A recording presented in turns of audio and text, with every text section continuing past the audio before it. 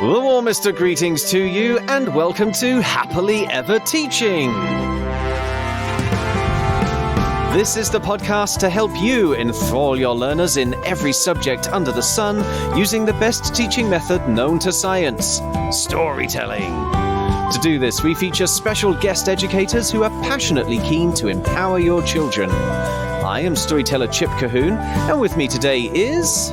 Hi, I'm Helen, and I have 12 years teaching experience across reception and Key Stage 1. Hi, I'm Toria, and I'm a Year 4 teacher at a school on the South Coast, and I'm the host of Tiny Voices Talks podcast and author of the soon-to-be-published Tiny Voices Talkbook. And today we are exploring what science we can teach with a folktale from the southern United States of America. You can listen to the story by downloading our sister podcast, Fables and Fairy Tales, or search our website, epictales.co.uk, for The Tar Bunny. There you'll find a video of me telling the story that you can share with your children. And if you're an epic educator, as of 28th of October 2022, you'll also get the story as a paperback, gorgeously illustrated by artist Heather Zeta Rose, in time for you to use for Anti-Bullying Week 2022. Don't worry if you've missed that, though, as you can order the book from any bookshop, including Amazon, and Epic educators can access the ebook and full audiobook through the Epic Tales app. Right now, though, let's continue our discussion with Helen and Toria and Brer Bunny. And, we're on Science Today. This is a story full of animals. Well, animals and food. Is there some science link there? Definitely. Both of you are nodding. Helen, do you want to start at ages 4 to 7? Definitely. Yes, there were some very, very good science links with the various animals, their various body parts being stuck, and Fox trying to eat Brer Bunny as well. So thought we could begin looking at animals and their features. Mm-hmm. There's a couple of parts in the story where this comes up. So at the start, Brer Bunny is very unkindly pointing out some of the different features that the animals have.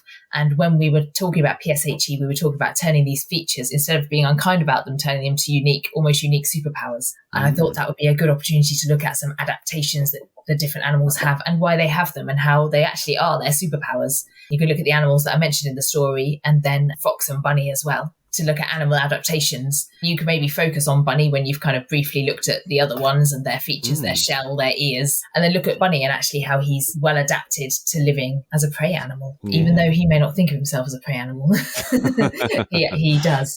So would you actually do this alongside the PSHE activity you had the other day, where they're thinking about the compliments that they could give each other or the ways that they could justify or feel proud of their unique attributes? I would definitely link the two in. I definitely do them either the same day or the same week and refer to them, because I like to think of the amazing adaptations animals have as kind of their superpowers, as what makes them unique and help them to survive and thrive. Bunny's ears are going to be, I love bunny ears. They're really useful. They're going to help him to hear Fox coming along. They're going to help him to hear anyone else stealing from his vegetable patch. Then you can do various activities. Once you've done a bit of learning about this, things I've done before is you can quite simply draw and label a bunny. To make it link to the story more, you could have the children actually drawing Brer Bunny, but ensuring that they include all the features that Brer Bunny needs. You could almost, before you've shown them the illustrations, maybe you could get them to draw a picture of Brer Bunny. Yeah. But they need to include all of the adaptations that Brer Bunny has, to make sure he's definitely a bunny. Something else I've had children do as well, depending on how much time you have and how chaotic you want your classroom to be. I've had the children turn themselves into different animals, including all of those adaptations. So they make themselves headdresses, they make themselves paws out of paper with claws on, they make themselves tails of whatever length the animal they're talking about has. And that way, although it's very creative and very fun, the children are showing you their learning. They're exploring their learning through having to turn themselves into these animals. You can link to artwork and do a lovely big picture of some animals or do some sketches of animals. So lots of different ways to look at animal adaptations. And then when you come to putting this display on the wall, you can use tar as your glue so that you start to explore that aspect as well. Definitely. In fact, yes, that is another science activity I have. Oh. It's kind of more of an investigation, more of a hands-on explore, which early years were particularly fond of doing. So in the story, there's a tar bunny. And first of all, you have to talk to children about what tar is and, what it's used for. But then say, what if Fox couldn't get his hands on a tar, but he still wanted a sort of a dark coloured, maybe a black sticky bunny. Mm-hmm. How could he create that? And then I thought you could present the children with a variety of different delightful things: honey, syrup, blackberries, anything you want. And their challenge is to mix them and observe what happens and what the resulting substance is like. Can they make a black sticky substance? They may not be able to, but that's all part of science. They may not be able to actually create something that resembles tar. But I thought that would be a great opportunity for children to just explore, just investigate and talk about what they're seeing and what they notice. And those year 1, 2 children, particularly year 2 children, can write up what they've noticed, what they found out, whether they were successful, whether they weren't, what they do different next time. So that would be fun. Make sure you do this activity on a hard, wipeable floor, not anywhere near a carpet.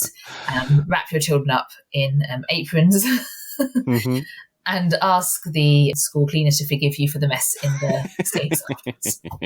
And finally, going back to animal discussions, I thought it would be a good question to ask the children. Why does Fox want to eat Bunny? Bunny wants to eat vegetables. Fox wants to eat Bunny. Why is this?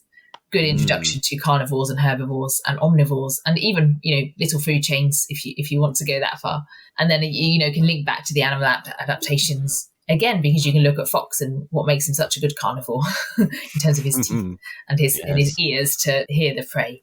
Yes, so I thought lots of opportunities for animal learning in this story. Fantastic. Thank you. And how about for ages 7 to 11, Toria? Well, mine very much links on from what Helen was just saying about the food chains, because it's very much, this lends itself really well to food chains and looking at predators and prey. The simplistic approach of looking at a simple food chain, but then actually, if you link it back to bullying, are predators bullies? And are there any predators that are prey? The answer is yes, there are. And actually looking at the many animals that are not just predators but prey, linking into that, are there any bullies that are bullied? This whole sort of thing about actually it's, again, not black and white, not simplistic. I found with my year 4 class that we did quite complex food chains because, you can really develop them on so that actually you're not just doing a very simplistic one, which is Fox eats bunny, bunny eats grass, but actually you're doing something that's much, much more complicated.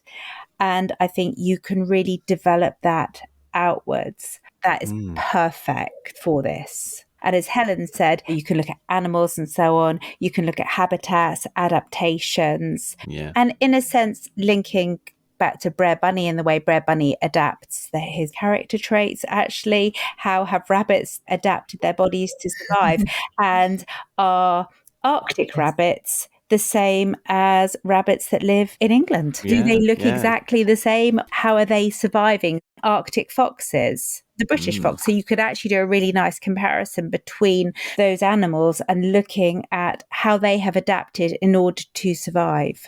And you could do food chains for Arctic animals and food chains for British animals, in a sense, Yeah, I certainly like the idea of looking at that from a character trait point of view, because I do sometimes wonder whether the character of Brer Rabbit would have come about if the same Afro-Americans who ended up in the southern United States had ended up in Britain, because our rabbits are nowhere near as clever and cunning. And you see them at the side of the road sometimes making beelines for cars. American rabbits and foxes, British rabbits and foxes, and Arctic rabbits and foxes, and have a look at all, all of them, because ours are just not the brightest. Very much changed the canon of stories. That's all we have time for in this episode, folks, and indeed this week. If you'd like to talk to us about anything you've heard in this podcast, or if there's a subject you are soon to teach that you'd like us to cover, you can find us on social media using @TeachHappily, or leave us a review using your favourite podcast app. Please also share this podcast with your colleagues and help us start a story-led revolution in classrooms around the world, so children everywhere can learn in a way that's effective, memorable, and enjoyable all at the same time. We'll be back next week so Brer Bunny can help us plan lessons in history, geography, physical education, design and technology, music and art. Right now, though, it only remains for us to say cheerio, and we hope to hear your story soon. So, cheerio! And we hope to hear your story soon.